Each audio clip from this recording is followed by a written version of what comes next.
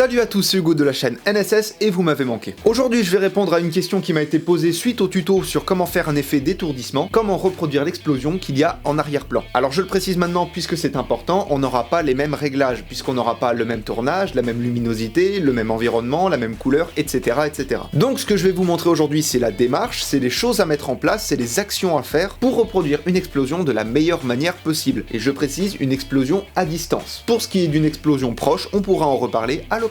Mais bref, pas plus de blabla et on passe tout de suite sur Premiere Pro.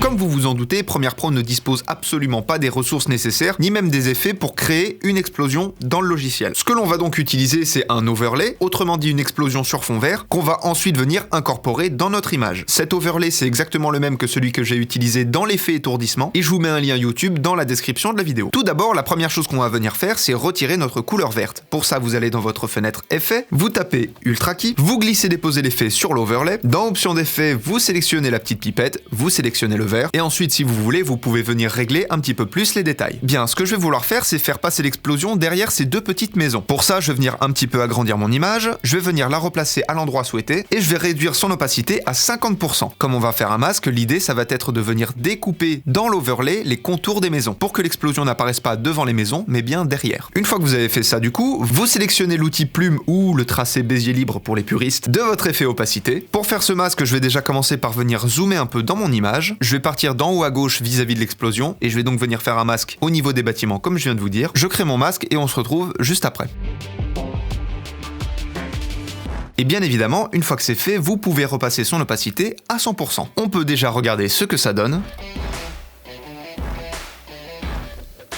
En soi, c'est pas trop mal. Maintenant, on va venir jouer sur deux paramètres très importants, la luminosité et la couleur. Ces deux éléments-là font partie de l'étalonnage, c'est ce qui va permettre d'incruster au mieux en respectant la lumière, les ombres, la couleur, les teintes, etc., etc., pour vraiment avoir un maximum de réalisme vis-à-vis de la scène, puisque bien évidemment, la luminosité, les couleurs, etc. seront celles de la scène. Et donc pour faire ça, vous allez dans votre fenêtre Effets, vous tapez Couleur, vous glissez déposer sur votre overlay l'effet Couleur Lumétrie. Dans les options d'effets, on va développer les corrections de base, et on va donc venir jouer avec tous ces petits paramètres là, et là pour le coup je peux pas vraiment vous donner de tips, c'est plus à vous de bidouiller, d'ajuster selon ce qui vous semble le mieux. Par exemple, si je prends les tons foncés et que je les éclaircis, ça va m'éclaircir mon explosion, puisque là on voit que la scène est quand même relativement claire, le temps est assez gris, donc il va falloir que mon explosion soit un peu plus claire également pour respecter les couleurs de la scène. Alors certes dans mon image il y a pas mal de contraste, mais on voit aussi que c'est un petit peu gris, donc je vais pouvoir désaturer mon explosion pour enlever un petit peu de rouge, pour faire un rouge un peu plus plat, et ça colle déjà beaucoup mieux. Encore une fois, là je vous explique la démarche puisque je peux pas vous donner de réglage précis, puisque pour chaque tournage, chaque explosion, on n'aura pas la même luminosité, pas la même couleur, peut-être pas le même emplacement, et donc peut-être pas les mêmes ombres, etc., etc. Ça change beaucoup. Je fais mes petits réglages personnels et je vous retrouve juste après.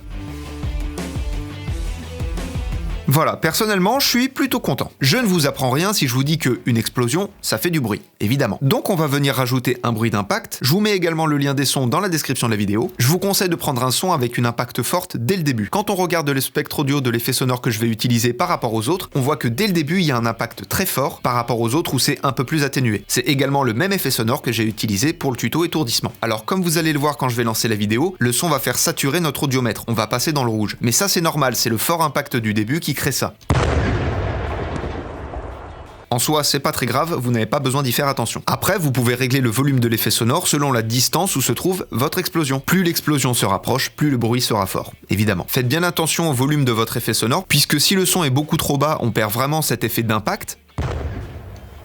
Et c'est dommage, et bien évidemment ne mettez pas trop fort votre son pour ne pas avoir l'impression d'avoir la tête directement dans l'explosion. Une fois que c'est fait, vous sélectionnez vos deux plans, vous faites clic droit, imbriquer, ok. Laissez-vous un petit temps de marge juste avant l'explosion pour pouvoir faire un effet d'impact. Cet effet d'impact là, on va le faire au moment où l'explosion commence, et surtout au moment où il y a le bruit. Une image avant le début de votre impact, vous allez faire un cut, vous avancez de 4 images, vous refaites un cut. Dans votre fenêtre effet, vous allez taper l'effet transformation, que vous glissez déposer sur votre petite séquence, vous augmentez l'angle d'obturateur au maximum, vous activez le chronomètre de échelle, vous avancez de 2 images, vous passez la valeur à 105, vous avancez encore de 2 images et vous réinitialisez la valeur. Ensuite, dans votre fenêtre effet, vous allez taper luminosité, vous glissez déposer l'effet luminosité et contraste sur votre petite séquence, vous vous mettez sur votre première image clé que j'ai au final décalée pour que ce soit plus en raccord avec mon son. N'hésitez pas à faire des petites modifications de temps en temps, et je vais faire la même animation avec la luminosité. Donc j'active mon chronomètre, j'avance d'une image, j'augmente un peu la luminosité, je me mets à la fin et je réinitialise mon effet. En fait, c'est le flash de l'explosion explosion. Je lis ma vidéo.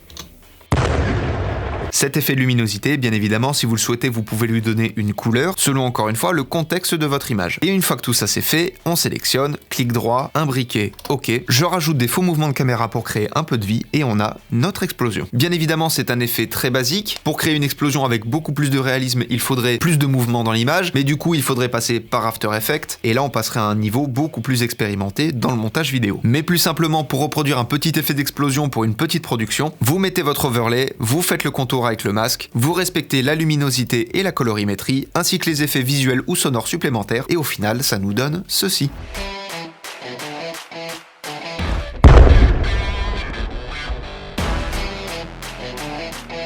L'intérêt de procéder comme ça sur un plan fixe, c'est que vous n'allez pas avoir beaucoup de mal à incorporer votre effet. Et par la suite, c'est aussi pour ça qu'on rajoute des mouvements de caméra pour rajouter un petit peu de vie sur ce fameux plan fixe. Mais bref, je suis content de vous retrouver, on reprend un rythme de une vidéo par semaine, apprenez, utilisez et progressez dans vos montages, je vous fais des bisous et à plus.